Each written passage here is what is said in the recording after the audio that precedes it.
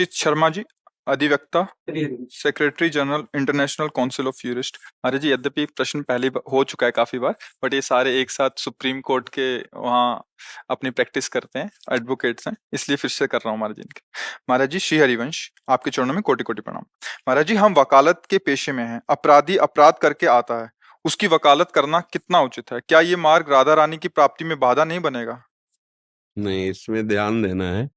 हमें भगवान ने जो सेवा दी है, संपूर्ण सृष्टि श्री भगवान की, पहली बात ये स्वीकार है आपको? ये बात आप मानते हैं कि संपूर्ण सृष्टि का कोई ईश्वर है, कोई महान निर्णायक है, कोई है जो इस पूरी प्रकृति को अपने अधीन करके चलाता है, जिसे भगवान कहते हैं, जिसे ईश्वर कहते हैं? आपकी आस्तिकता में बात है, स्वीकार करते हैं? ठीक है। अब उसने आपको ये वकालत की सेवा दी है, हम सब उसके सेवक हैं, अलग अलग सेवा दी। जैसे मुझे सेवा ये दी तो आपको सेवा होती है, सेवा ही है। जैसे पीछे आपके बैठे हुए हैं हमारे राज कर्मचारी, इनको सेवा दी है। अधर्म करने वाले को दंड देना ये पूजा होगी, हाथ जोड़ना पूजा नहीं होगी। अगर वो चोरी कर रहा है, नीच आचरण कर रहा है, तो इनकी पूजा होगी कि भय युक्त करके उसे धर्म में चलाएं, अधर्म का त्याग करा दें, ये इनकी पूजा बन जाएगी। ऐसे ही आपको न्यायाधीश आपके वचनों के अनुसार ही न्याय करेगा, क्योंकि आपको पॉइंट और प्रमाण दोनों देने होंगे कि अपराधी है या ये निरपराधी है। दोनों पक्ष आपके हाथ में होते हैं। अगर आपको आपके अंदर की प्रेरणा, जो आत्म प्रेरणा कहते हैं, जो भगवत प्रेरणा कहते हैं, वो संबोधन कर रहे कि ये तो अपराधी है, और आपको पॉइंट मिल रहे हैं कि अपराधी है, पर आपको निरपराधी साबित करके उसको बचाने के लिए पैसे दिए जाते हैं, अब आपको सावधान हो जाना है। अगर आप उस पैसे के लोभ में आकर उस निरपराधी को, जिसको आपका हृदय भी कह रहा है और आपका दिमाग भी कह रहा है कि, और वो पैसा आपको अच्छा दे रहा है क्योंकि वो बचना चाहता है, अब आप उस केस को अगर जिताते हैं तो अब आपका अपराध बनता है। वो धन अब आपकी बुद्धि और आपके परिवारजनों की बुद्धि को, स्वास्थ्य को और शांति को बिगाड़ेगा, पक्का। यदि आप श्री लाडली जी की कृपा से यहाँ हैं, इसका प्रश्न इस भाव से कर रहे हैं, तो शास्त्र सम्मत और हृदय सम्मत दोनों बात ये है। अगर आपने पता चल गया है कि अधर्मी है ये, इसने गलत आचरण किया है, तो चाहे जो कुछ हो जाए हम इसको सजा दिला कर रहेंगे। अब पैसा मिले ना मिले, तुम निरपराध हो, हम तुम्हारा साथ देंगे, पैसा हो या ना हो, कि दोबारा कभी अधर्म आचरण ये ऐसे आप जान जो निरपराधों के साथ न कर पाए। आपने ताकत लगा दी, उसको दंड मिला, फांसी मिल गई, आपकी पूजा बन गई। ये सूक्ष्म विषय है। अपराधी को दंड देना आपकी वाणी से होगा, आपके प्रमाण से होगा, क्योंकि न्यायाधीश केवल आपके प्रमाण को ही मानता है।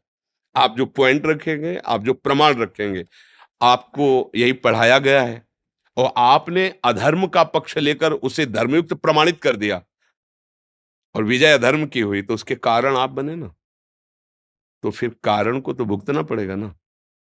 इसलिए मेरी प्रार्थना है, भले नमक रोटी खाना, पैदल चलना, लेकिन धर्म से चलोगे तो एक दिन ऐसी विजय प्राप्त होगी जो इस लोक और परलोक दोनों में आपको सुख और शांति प्रदान करेगी। समय भले लगे।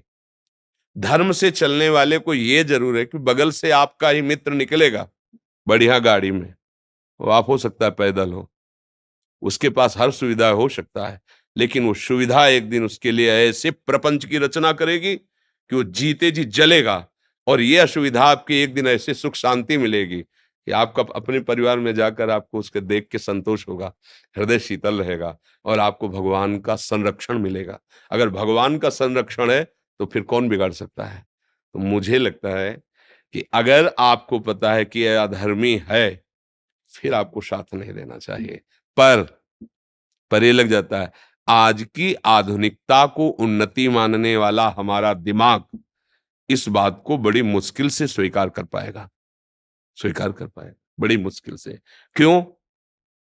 क्योंकि जो अधर्माचरण करने वाले होते हैं उनके पास धन की बाहुल्यता होती है, पढ़ाई की है, पैसा लगाया है, पैसा मिल रहा है, हमें क्या है, बस यही सावधान रहना है। आप कृपा पात्र जन हैं, नहीं तो आपको संतों से या शास्त्रों से, उससे ज्यादा संबंध नहीं। आपको वकालत से और धन से संबंध, आज की जो आधुनिक बुद्धि है। पर आप कृपा पात्र भगवान के हैं। आप यहाँ वृंदावन आए हैं और अपने विषय को निर्विकार करने के लिए आप प्रश्न कर रहे हैं कि निर्दोष वृत्ति से हमारा जीवन कटे, तो आप हमारी प्रार्थना मान लेना। वो पैसा आपका लोक परलोक सब खराब कर देगा। बिल्कुल, आप जिस मार्ग में चल रहे हो, इसमें अगर आप सावधान रहोगे तो ये बहुत बड़ी उपासना बन जाएगी और इसी में आपको भगवत प्राप्ति भी हो जाएगी। आप अपने कर्तव्य का पालन करते हुए नाम जप कीजिए। भगवान का सपोर्ट बहुत बड़ा सपोर्ट होता है, हम लोग जान नहीं पाते। हम लोग धन का सपोर्ट बहुत बड़ा सपोर्ट समझते हैं, लेकिन निश्चित समझिए, करुणानिधान भगवान और सत्य और धर्म, इसका सब कितने दिन का जीवन है? आप बताओ कितने दिन का जीवन है? अपने को अगले सेकंड का निर्णय करने के लिए दिमाग कहा नहीं करता कि हम अगले सेकंड जिएंगे कि नहीं जिएंगे, और हम अधर्म कर ले, पापाचरण कर ले। हो सकता है कोई ऐसा आदमी हो जो एकदम निर्दोष है और आपके वचन से उसको दंड मिल रहा है। अब आपकी हालत क्या करेगा? जो बड़ा न्यायाधीश है, वो देख रहा है कि आप जानते हुए भी धन के लोभ से ऐसा ऐसा, तो मुझे लगता है कि भले आपको धन कम मिले, भले आपकी कुर्सी कमजोर हो, लेकिन आप सत्य से चलोगे तो हमारे भगवान की गोद में बैठने लायक बन जाओगे। और वो जिसको स्वीकार कर लिए, वही त्रिभुवन में विजय को प्राप्त होता है। बस, वो महालक्ष्मी पति हैं, वो करुणा कर दे तो मारा ऐश्वर्य घूमेगा। अधर्म आचरण से आज तक कभी किसी को सुख प्राप्त नहीं हुआ। इसलिए धर्म से चलिएगा, और बड़ी कृपा है आपके ऊपर कि आप सब नवीन अवस्था को, और ऐसी ऐसी बुद्धि जो तार्किक बुद्धि, वकील का मतलब क्या होता है? जो बात को कई तरह से प्रस्तुत कर सके, बहुत फॉरवर्ड, तेज बुद्धि, सामने वाले की बात पकड़कर उसकी बात में अपनी बात रख देना, वजन करके रख देना। वो बात अगर हमारी बात समझ गई ना, वो ही बुद्धि है। वही समझ गई ना, तो बहुत जोर की बुद्धि है, क्योंकि उसको पकड़ना आता है, पॉइंट पकड़ना आता है। आप ये पॉइंट पकड़ लीजिएगा, भगवान आपके साथ रहेंगे और बड़ा मंगल रहेगा। कोई भी